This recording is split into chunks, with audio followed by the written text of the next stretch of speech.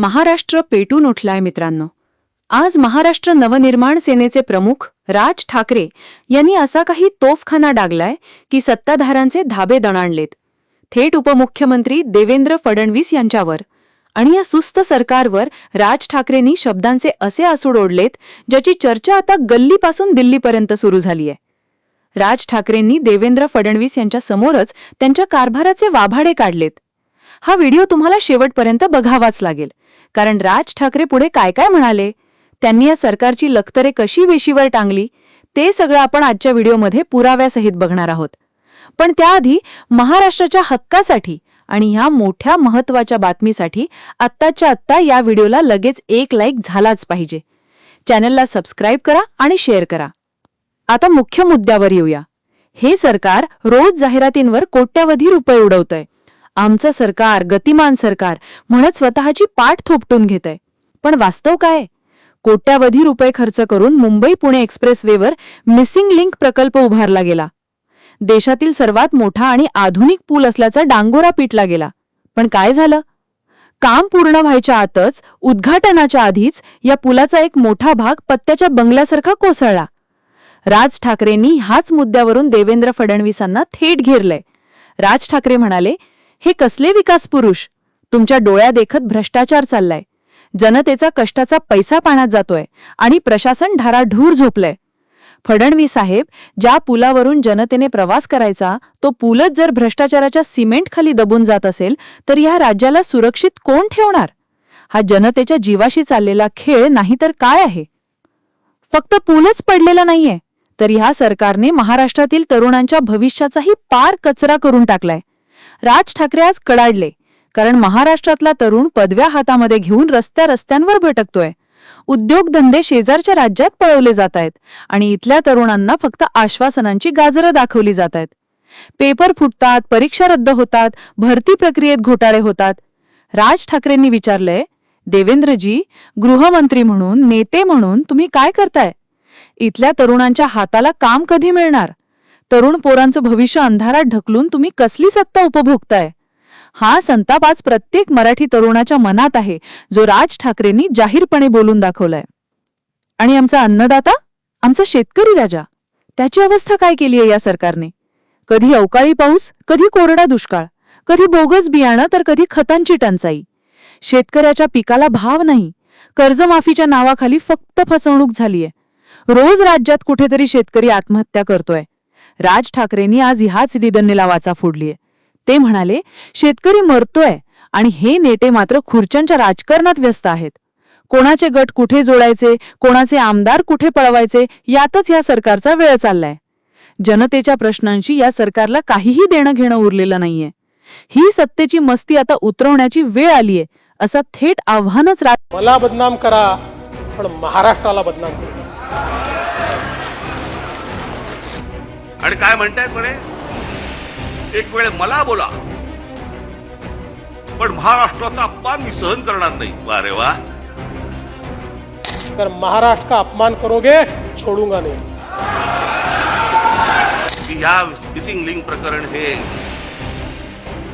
उत्तम दर्जाचं ते काय कन्स्ट्रक्शन आहे वगैरे वगैरे सगळं झालं आणि ह्याचं जर समजा कोणी राजकारण करत असेल, आम्ही बघून घेऊ त्याला. मुख्यमंत्री आहेस ना तू, बघून घेऊ. मला बदनाम करा, पण महाराष्ट्राला बदनाम करू नका.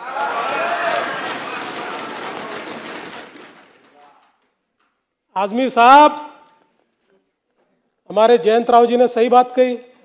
जिनको कुत्ता नहीं पहुंचता वो आजकल सोशल मीडिया पर आकर सबको गाली देते हैं, मुख्यमंत्री को भी गाली देते हैं.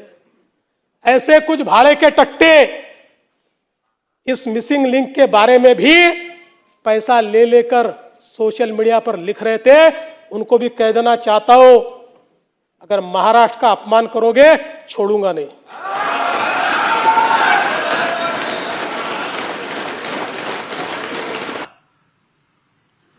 कालचं त्या ह्यांचं मुख्यमंत्र्यांचं फडणवीसांचं भाषण विधानसभेमधलं,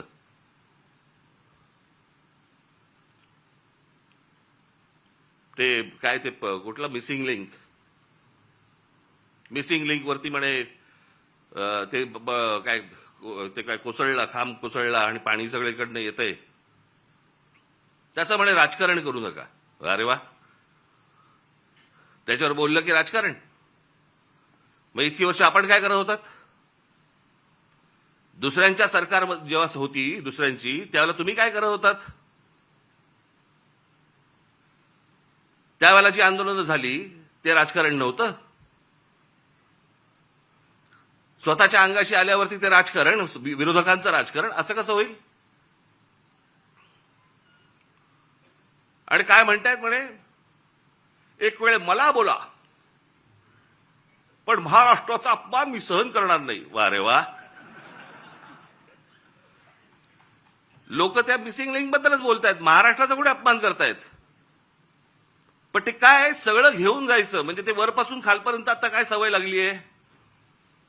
केंद्र सरकारच्या कुठच्या गोष्टींबद्दल बोललं की तुम्ही देशविरोधी.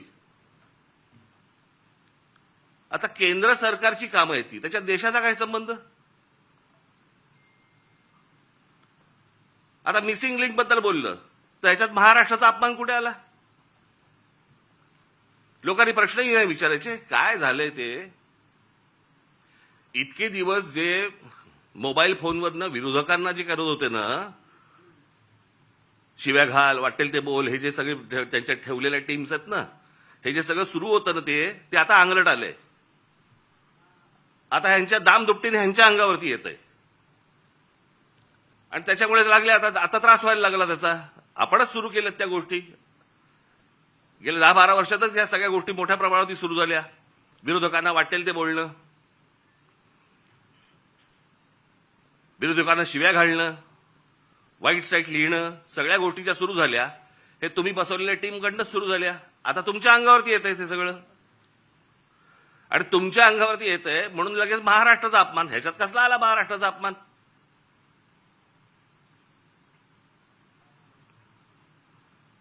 मला दुसरं कळलं नाही. मला मुख्यमंत्र्यांचं विधानसभेतलं भाषण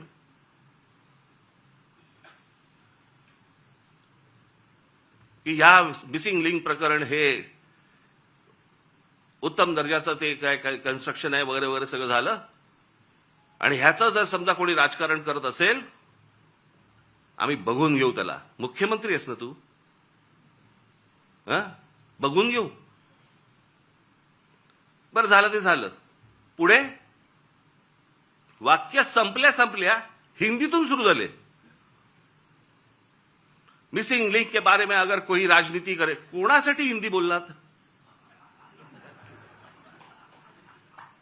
समोरचे आमदार मराठी,